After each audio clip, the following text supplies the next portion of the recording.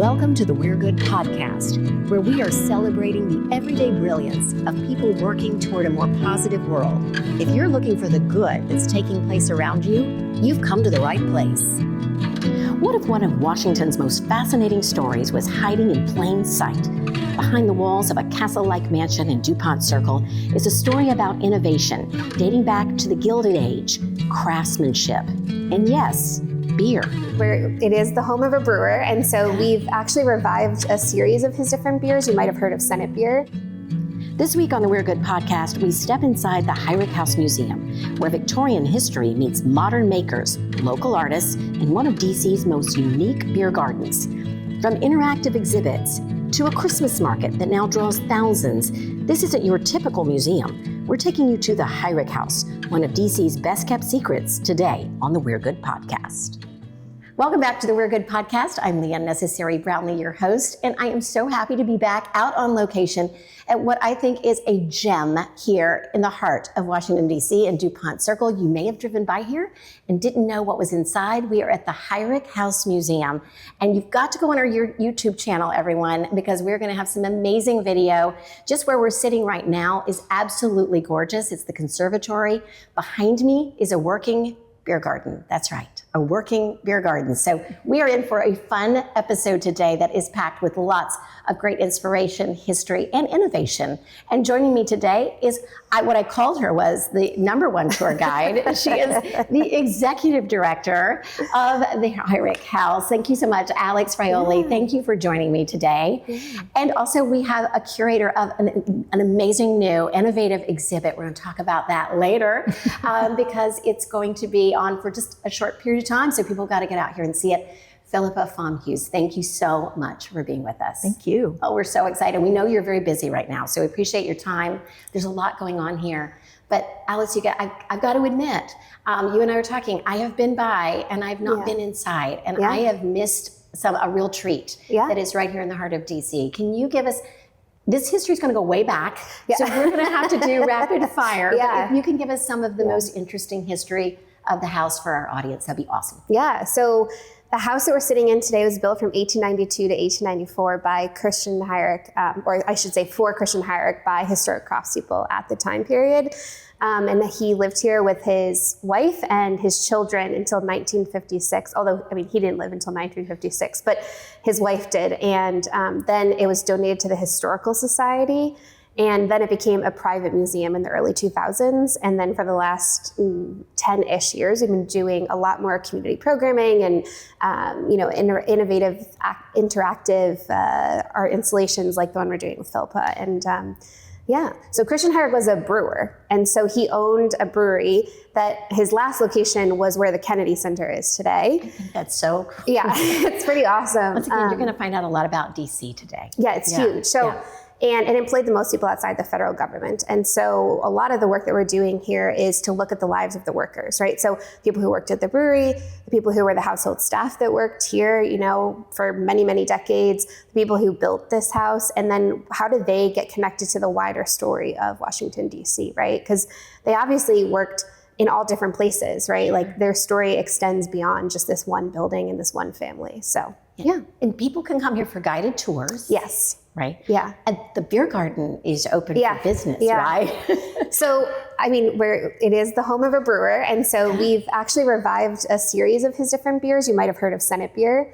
It's available in grocery stores. It's available in restaurants. You've probably seen it around. It's completely accurate to the historic recipe. We sell it here.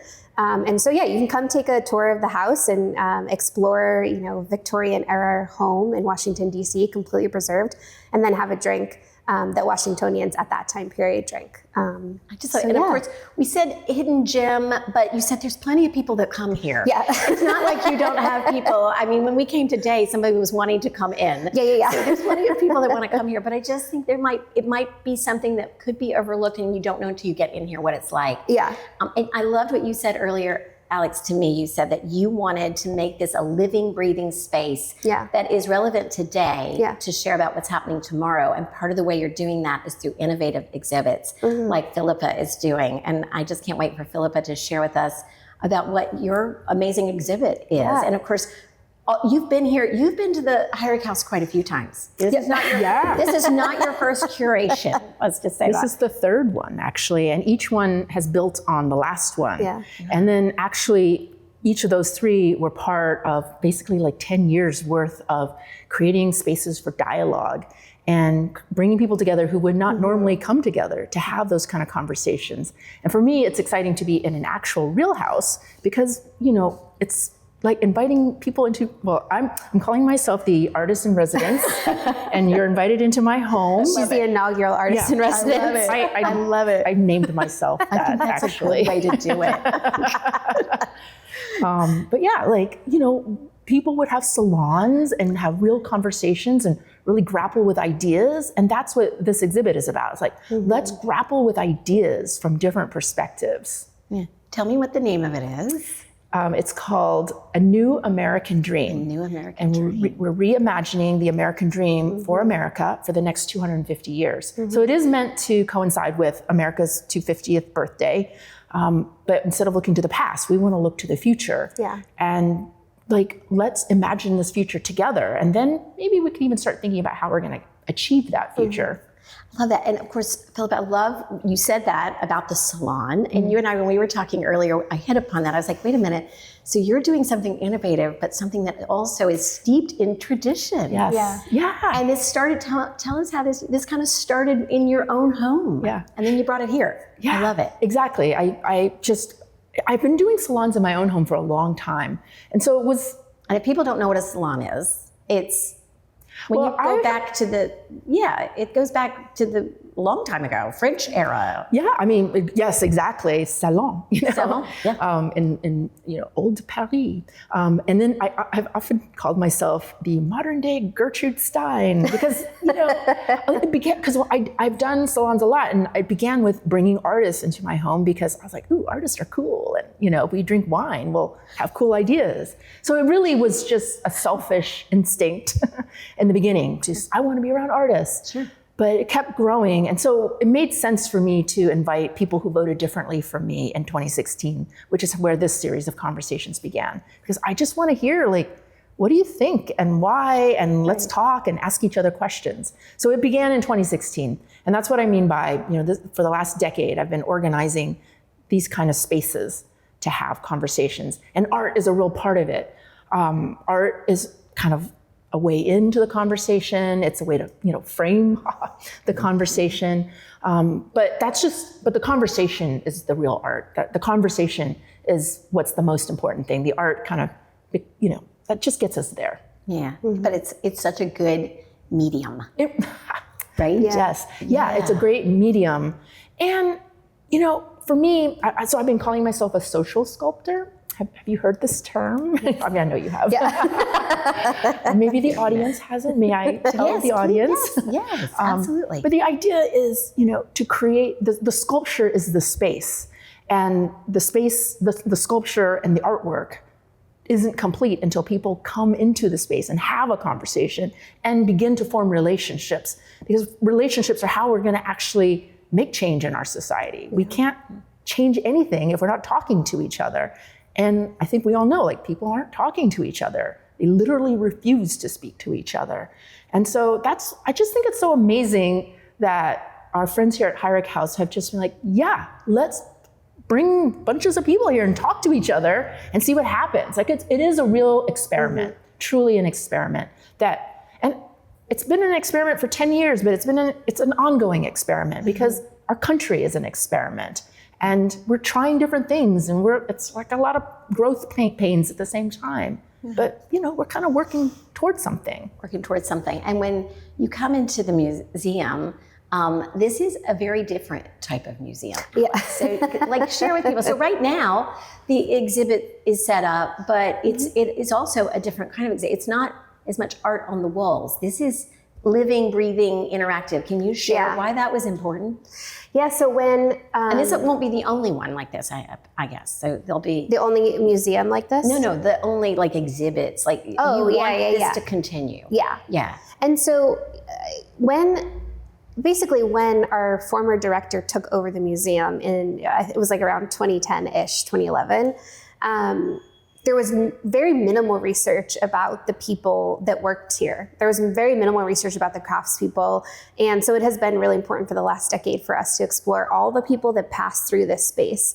And that extends to the hundreds of makers we've supported through our craft incubator program over the last decade. You know, Christmas market happens every year, and it's happened every year for the last 14 years. And so that's hundreds of people who are local to DC, who are sharing their craft, sharing their personal story through their product to a customer.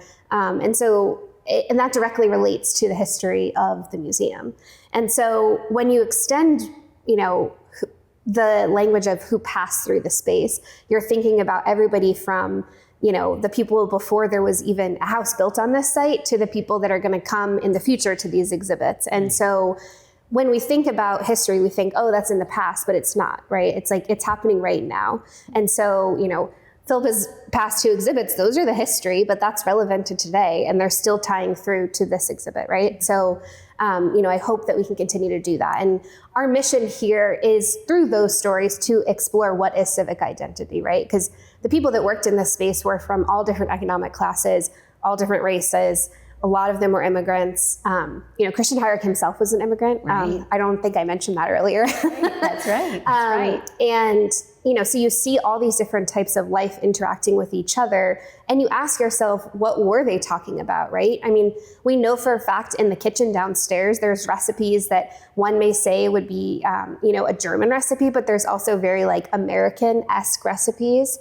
And so you say, who was cooking these, and you know, who was talking to each other about these, or why does this grocery list have this and this one has this, you know? So there's a lot of things that we'll never know the exact answer to, but we can have conversations about why maybe those things happen in those spaces.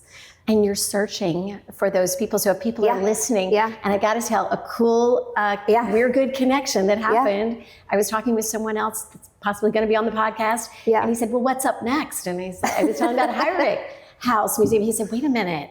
I tried to get in touch with him, and we think we've made the connection. And I connected the 2 of you, and the connection might be out in the front hall. Yeah, the mural and the ceiling of the front parlor. We believe we have found the great nephew of the painter.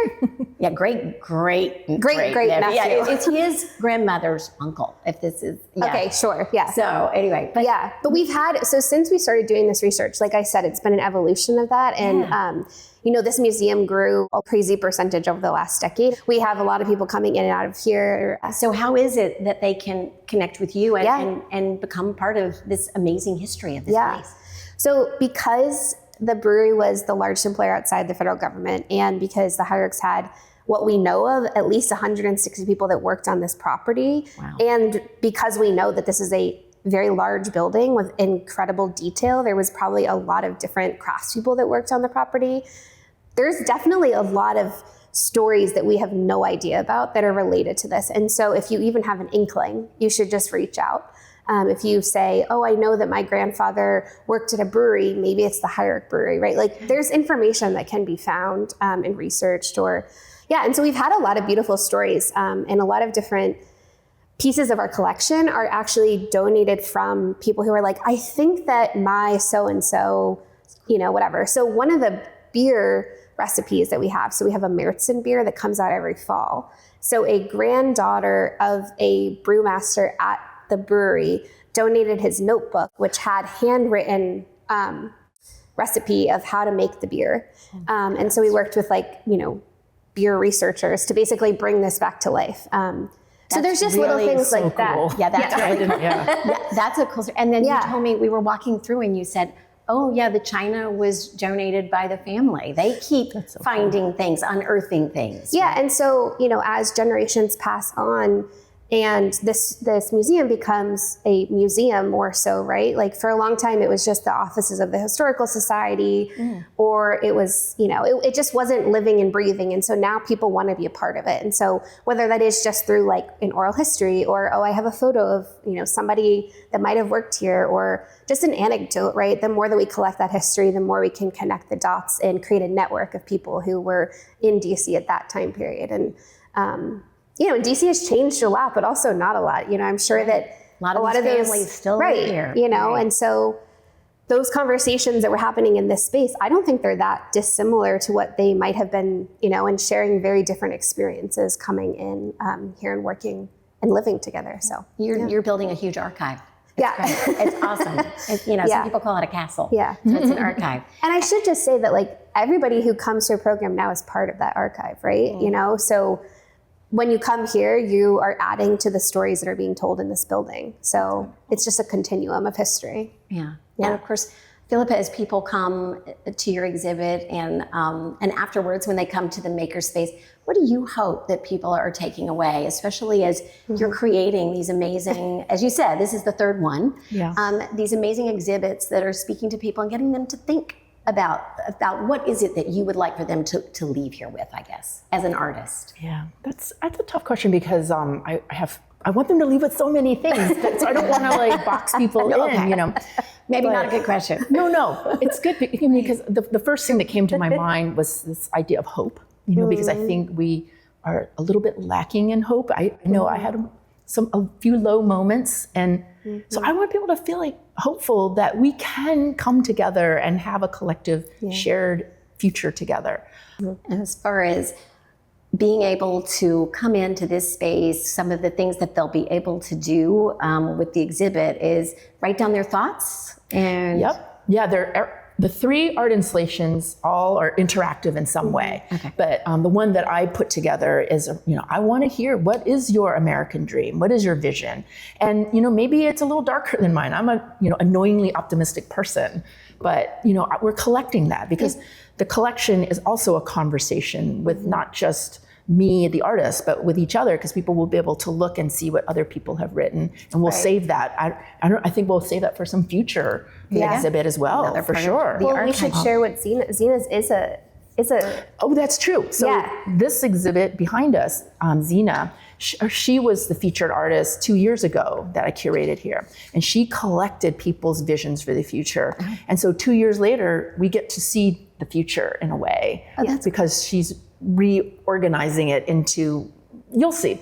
You'll have to come. Yeah, you have to receive. You'll have to come to receive the future. Oh, I can't wait. But I also want to put a plug in because one of the main pieces of the exhibition is the programming, because the programming is what actually brings people together into the actual conversation. The conversations are not going to be in the usual ways. Like we have a cabaret, we have a storytelling / comedy night. So we're trying to create conversations in different ways because, not everybody wants to sit around and at a dinner party, even though there will be a dinner party. And there's a panel series. There's a panel. Right. There's a lot going on. Yeah. But the point is let's have conversations however you want. Like you tell me, how do you want to talk to people? And I will do it. She's on. And of course, we don't want to close out without talking about the other amazing thing that happens here every year, which also brings people together. This is the Christmas market. Oh, yeah. You touched on it just a little bit, but you turn this whole beautiful house into a market. And you really are also, you talk about innovators and people that are able to really get their businesses sometimes going here. Yeah. So, I mean, I think that Christian Heurich would be so happy about it. Yeah. I don't know, but right? But innovation and business. I mean, Christian Heurich was an entrepreneur, and he also supported other people in DC to grow their businesses. And so, with his legacy, but also the legacy of all the other craftspeople who had their own businesses, who came and thrived here and achieved their American dream, like we talk about. We have a craft incubator that, because we believe that museums should be relevant to their modern day, or else there's really no point, right? That we have to have a way in which history can relate to today, or people won't engage with it. And so by having having the craft incubator program, we're able to be of service to the craftspeople of Washington, D.C. today, just like Christian Heurich had them build his house, and just like he was a craftsperson with a brewery, so it all connects. I just love it. It brings it all full circle. Yeah. And I could stay here and talk all day. I do have to ask you really fast, because we talked about this. What do you think, Alex, is the most underrated room in the house? Yeah. We talked about that a little bit. Yeah, I don't want to put you on the spot, because no, that's a tough one. I know. So there's a room upstairs. It's called the boudoir, and it's where the women would have gotten ready. They would have probably done some homework there. They have a lot of sewing and stuff in there. But to me, that's the room that I would just want to like go at the end of the day and like lay down in. And it's not a large room. But the other really cool thing about that room is that because of a water leak, you can see the inside of the ceiling. And so you can see how like immaculate the structure of the building is. So it's like kind of underrated, but also a place I just want to like relax in at the end of the day. Obviously I'm not, but it would be really nice to. It would be really nice to. It seems so calming, and I would like to have my own boudoir. I love that. And of course, Philippa, you've been here so much. What room would you love to hang out in if you could? This might be an obvious answer, but I do love the salon room. But you know, not only because I would want to have people there and to organize these conversations, but in the olden days, you know, people would go visiting each other and leave calling cards. Yes. And so I thought it'd be fun to like sit in there and have people call on me because we don't drop in on people anymore. No. And like, I'd like people to drop in and just say hi. And we have a calling card stand. You have a calling card stand? Oh, that's so cool. There's a lot in this house. Yeah. I mean, let's just talk about this room. I mean, this is gorgeous. Can you tell us what this was used for? Yeah, so this is a conservatory. So originally it would have had a glass roof. Yes, I know. So this is different. This is different. So this was renovated after, potentially we might think it was in relation to the Knickerbocker Theater collapse, where hundreds of people died because of a snowstorm. Yes. And so there was, do you remember this story? I have heard, yes. It was a similarly built glass dome roof, and they happened to change it right after that. And also the wife had written a lot about it in her documentary. And so we think it's something to do with that.